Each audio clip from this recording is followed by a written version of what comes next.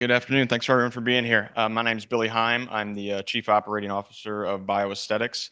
BioAesthetics originally a Tulane spinout. I myself, a two-time Tulane alum for both biomedical engineering and MBA. But with bioaesthetics, and today I'm going to focus primarily on a lot of our pipeline development and stuff we'll be doing on the research side. And so, kind of bioaesthetics, we are focused on transforming lives through advancements in biomaterials with a heavy focus on reconstructive surgeries, very much quality of life solutions, not necessarily life saving.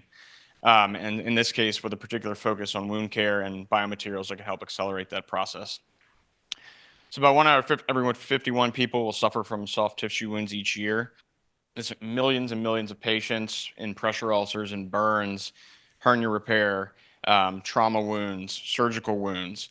And a lot of times the issue with this is it's a recurrent problem and they have to go in for multiple treatments. So often these will be treated with different tissue grafts, quite often skin grafts. Some are retain the cells, some are decellularized to remove an immune response. However, often they get applied, then the patient then an infection occurs, then they have to go back and have that wound debrided and then treated, and then an infection occurs again. So you have a recurrent cycle with multiple applications over multiple months, which obviously increase the medical costs for that patient and just quality of life over that time. And so the solutions on the market, although there are many, there is no great solution at this point. So what we thought, and quite often also those grafts, you'll at the end of the procedures, you'll be also treated with an autograft. So a piece of skin taken off the patient, then used to cover that wound area following those multiple application processes. So just another wound for that patient to have to heal. So we thought, how can we attack this and create a single application graft that can heal it and prevent some of those recurrent treatment infection debridement cycles. And so our specialty is kind of in decellularization of tissues and in particular skin. And so what you're left with then at the end of the day is a porous matrix that then we thought maybe we could strengthen it with different polymers that we put into the matrix to make it stronger, and then load that polymer with drugs to provide localized drug delivery at the surgical sites, and to potentially help with tissue integration, such as loading growth factors and control pain with pain medication, and antimicrobials being number one source of graft failure. And so kind of the three legs, obviously, like I kind of just talked about, decellularization, removing the cells and DNA of the donor tissue, whether that be human or porcine or bovine, and it could be different tissue types. Our particular core competency today is in skin. Polymer integration, looking at strengthening those tissues. So in the case of hernia repairs, quite often those tissues, it's skin that's being used for hernia, and so they're just not strong enough. So can we use a polymer like silk that's used in sutures to then make the graft stronger and create a co-material? And then, like I said, what kind of drugs can we incorporate to release locally at the surgical sites to prevent infection, to reduce pain? There are many products on the market: Integra Bilayer Matrix, Alloderm is an AbbVie or Allergan Aesthetics product, PureApply AM through Organogenesis. But many of these grafts, there hasn't been much innovation in over 30, 40 years. And kind of, there are some incremental improvements, but really not a transformation of these grafts.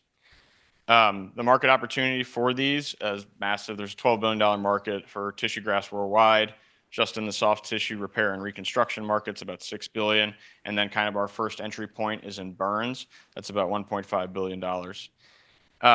So our development timeline, we recently, early October, we had a pre-submission meeting with the FDA for a 510K, in which they did align with our proposed testing plan and our predicate device for that.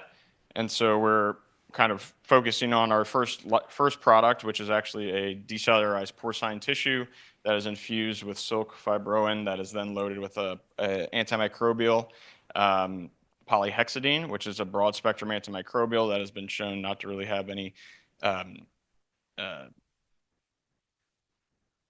resistive effects on the different bugs. And so that's kind of our lead. The PureApply AM that I mentioned on the previous slide is it's a porcine small intestine submucosal graft that is coated in polyhexidine. However, ours gets infused throughout the graft and then releases over the course of 14 to 21 days to provide a longer term release.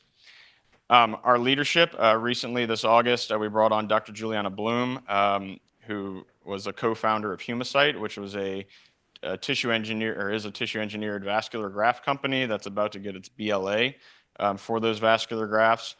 She and joined us. That technology actually spun out of Duke University, and it had a SPAC in 2021. We also have a fantastic board, Dr. Sandra Sufal. She's been in the polymer drug space and kidney diseases, has had multiple exits. Sue Preston, FDA exec, and Joe Nixon. He's a CFO at Locus Biosciences, which has some phage therapies based in Durham, North Carolina. And so kind of to show you a little bit of kind of what the science looks like. So this is kind of where we start with an acellular graft after all the cells and DNA have been removed, rendering it non-immunogenic, so no rejection issues. Then we take it and we put it into a polymer bath or a polymer drug bath after we've placed in the solvent, dehydrate it, apply a vacuum, which draws in the polymer into the porous extracellular matrix that is otherwise difficult to get things into. And then we make it into a drug delivery system. So this is kind of what it actually looks like from the histological assessment. So this is the decellularized tissue. So this is epidermis and dermis, skin, no cells, no DNA present, no visible nuclei. And here we can show where we can impregnate different concentrations of silk to kind of have a controlled impregnation and therefore controlled potential mechanical properties of the tissue moving forward. And we tested this in a large animal porcine wound model, burn wound model, 4-centimeter diameter wounds. This figure on the right is displaying bacterial infection. So the more it luminesces, the higher the bacterial load in the wound. With our drug-loaded graft here, you can see by day 14, the infection gets reduced, whereas in our commercial control, the infection is still present after 14 days. And this just shows kind of that there's a 4 to 6 log reduction over the period of 14-day treatment. And with that, I'll leave it open for questions. Thank you. I guess I should mention, we are currently raising money as always, and have a current round for $5 million to take us into basically get us to regulatory clearance into first humans. Awesome, thank you. I was just curious to know how you augment the mechanical properties of the tissue based upon the injury or burn site. Yeah, so effectively we're looking at more, for burns, making it more durable graft. It may not necessarily be trying to make it stronger per se, but making it more durable. So, and making it more amenable to the drug release properties. So we are looking at alginate or other polymers to provide more of the drug delivery control versus the strength mechanism. But for indications more like hernia repair, pelvic organ prolapse, things like that, we're looking at higher forces. That's where we're looking at silk primarily. Anyone else? All right, thanks. Thank you all.